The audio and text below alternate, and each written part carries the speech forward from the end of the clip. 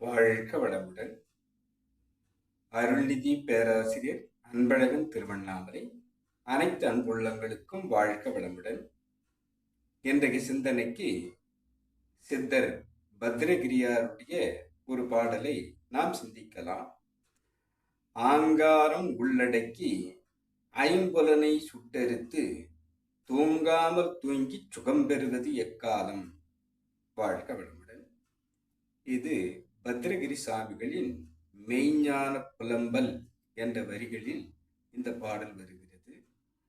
ஆங்காரம் உள்ளடக்கி, ஒரு மனிதன் எவ்வளவுதான் தியானத்தில் ஆழ்ந்து சென்றாலும் அவனுக்கு ஆங்காரம் என்று சொல்லக்கூடிய அந்த ஆணவம், ஈகோ என்று சொல்லக்கூடிய ஆங்கிலத்தில் தன்முனைப்பு என்று தமிழில் சொல்லக்கூடிய அந்த ஆங்காரம் இருக்கும் வரை அவனால் இறை உணர்வு பெற முடியாது என்பதை பத்ரகிரி சாமிகள் கூறி, ஆங்காரம் உள்ளடக்கி அதை அடக்கம் பெறுவதாக, அதை நிர்மூலம் செய்வதாக, அந்த தன்முனைப்பை ஒழிப்பதாக நம்மை மாற்றி ஐம்புலனை சுட்டெரித்து என்று கூறுகிறார்.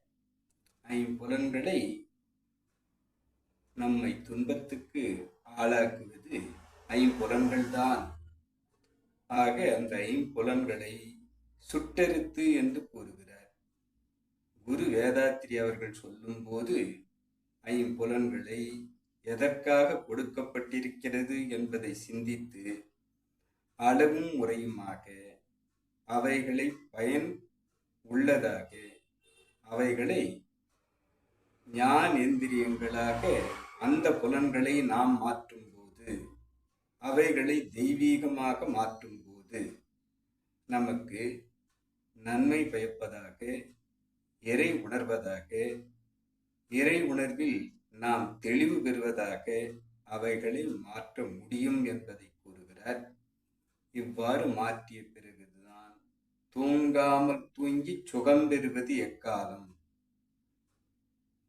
அமர்ந்து தியானம் செய்யும் போது உறங்குவதாக நாம் அமர்ந்திருக்கிறோம்.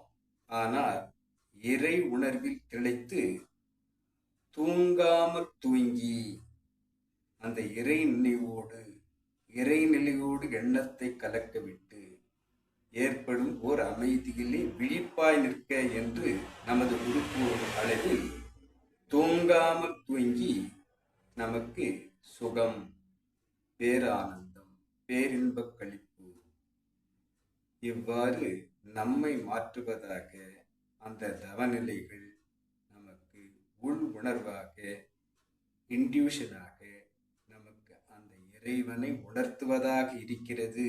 ஆக நாம் பயணிக்கும் போது ஈகோ இல்லாமல் கரைந்து போம் தன்முனைப்பு காணும் தெய்வம் என்று நமது குரு கூறியிருப்பதை நாம் சிந்திக்கலாம்.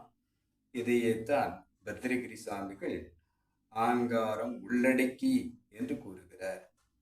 ஐந்து புலனுக்காக நாம் துன்பம் ஏற்பதாக இல்லாமல் அளவு முறை பேணி அந்த புலன்களை தெய்வீகமாக மாற்றி அந்த ஜீவகாந்த செலவை பயனுள்ளதாக, பக்தி உள்ளதாக, ஞானத்தை பெறுவதாக அந்த இந்திரிய செலவை நாம் மாற்றும் போது நமக்கு அந்த தவமுறைகள் சிறப்பாக அமையும்.